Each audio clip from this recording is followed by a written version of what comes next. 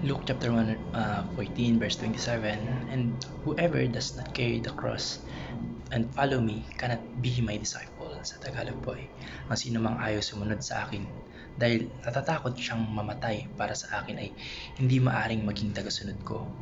Magandang araw. Ang tatalakayan po natin ngayong araw sa ating daily devotion ay ang faithful disciple. Ang una pong katuruan na natutuhan ko ngayong araw kay Pastor Russell Ocampo ay being a disciple requires sacrifice. Yung pagiging alagad po ng ating Panginoon Kristo ay nangangailangan ng handang pag-aalay ng sarili natin at ng mga bagay na mahalaga para sa atin. Kasi kapag naglilingkod po tayo sa ating Panginoon Diyos, dapat 24/7 tayong handa. 24/7 po tayong ready sa mga decision na kailangan nating piliin between two things.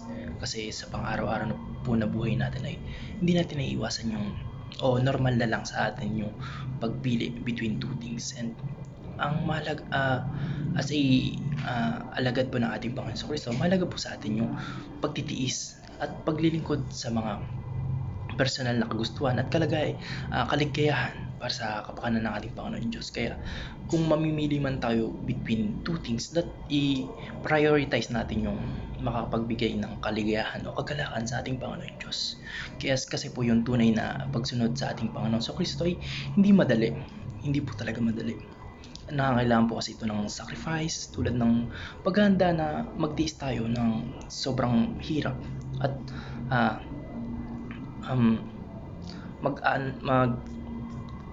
mag-aalay tayo ng personal time para sa ating pananampalataya at maging handa po tayo sa mga future sacrifices ng mga personal na ambisyon natin o yung mga material na bagay upang matutuhan natin na sundin ang ating Panginoon Diyos at ang kanyang mga katuruan. Yung natutuhan ko naman po sa pangalawang katuruan ni Pastor Russell Ocampo ay discipleship means following Christ's example. Yung pagiging alagad po ng ating Panginoon Kristo ay nangangahulugang pagsunod sa halimbawa ng buhay ni Jesus Christ. Pati na rin po sa kanyang mga turo at para ng kanyang pamumuhay. Kasi as a servant po, yung idol lang natin dapat ay ang ating Panginoon Kristo. Wala na po dapat iba kasi our God is a jealous God. Kaya as a idol natin yung ating Panginoon Diyos. Kaya kung ano yung ginawa niya rito sa lupa, yun dapat yung i-act din natin. Kung ano yung mga sinabi niya, yung mga katuruan niya, yun din yung dapat isabuhay natin. Wala nang iba. Yun dapat yung gawin nating normalize or standard para sa ating mga self. Tulad ng mga ginagawa ng ating Panginoon Hesus Kristo na sinasakripisyo niya yung kanyang sariling buhay para sa kaligtasan ng ibang tao o nating mga tao. Nagpakamatay po siya o nagpapako po siya sa krus para lang may iligtas yung mga anak niya o tayong mga tao.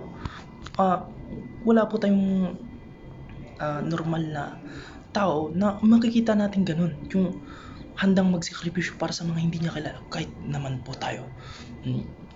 Kung tatanungin po ako na willing ba akong mag-sacrifice para sa mga kriminal, yung mga hindi ko kilalang tao, yung mga new sa akin, siyempre mas pipiliin ko pong yung sarili ko. Pero dahil ang ating Panginoong Jesucristo po ay holiest of the holiest, mas pinili niya pong isakripisyo yung sarili niyang buhay para sa kaligtasan natin mga tao.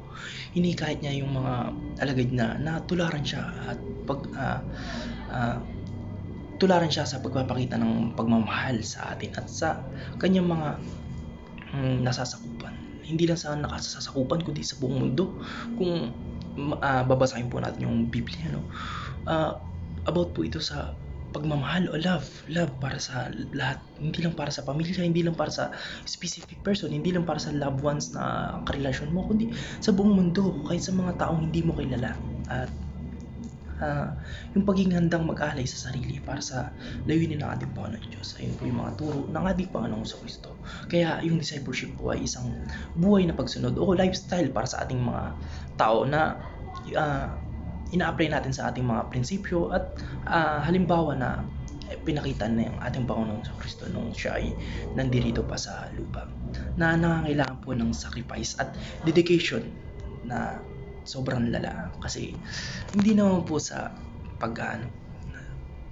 pero yung pagsunod po sa ating Panginoon Kristo, hindi po ito madaling bagay. Kasi kapag sinabi mo sa sarili mong sinusunod ko o alagad ka na ng ating Panginoong Kristo, kailangan mo ng talikuran yung worldly things kasi bawal pong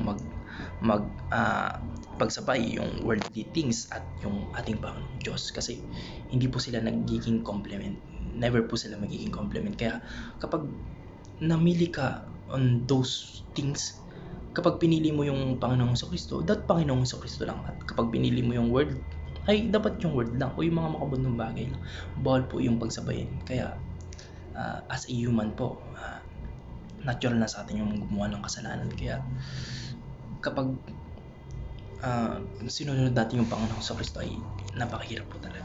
Kaya kailangan po natin ng matinding sakripisyo at dedication para sa atin. At ang natutuhan ko naman po sa pangatlong katuruan na Pastor Russell Ocampo ay a great follower is a great influencer.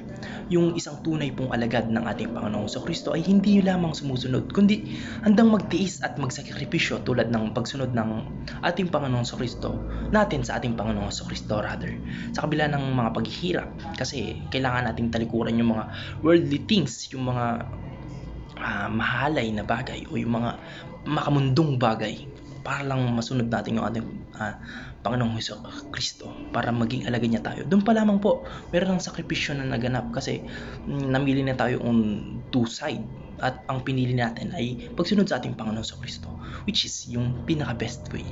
Kaya yung isang mahusay po na tagasunod, tayong mga mahusay na tagasunod ng ating Panginoong Kristo, ayon po sa talatang ito ay hindi lamang sumusunod passively, kundi sumusunod din tayo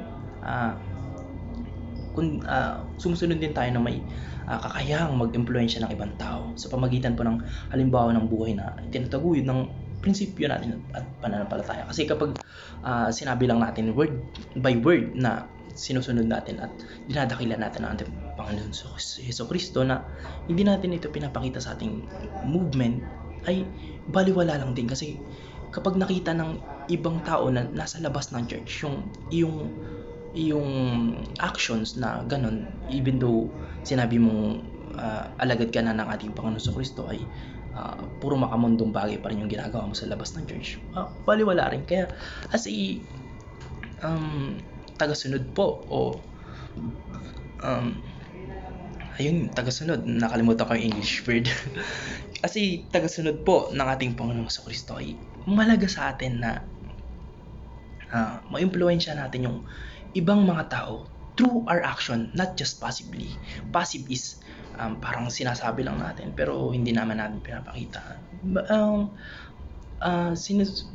Ipakita rin natin sa actions natin, kunwari yung pagiging mapait, yung kung ano yung ginagawa ng ating Panginoon Kristo, yun din dapat yung sumasalamin sa ating mga action.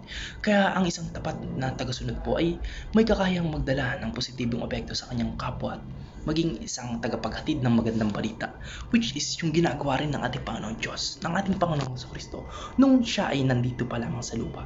Yun lamang po. Maraming salamat and God bless. Amen.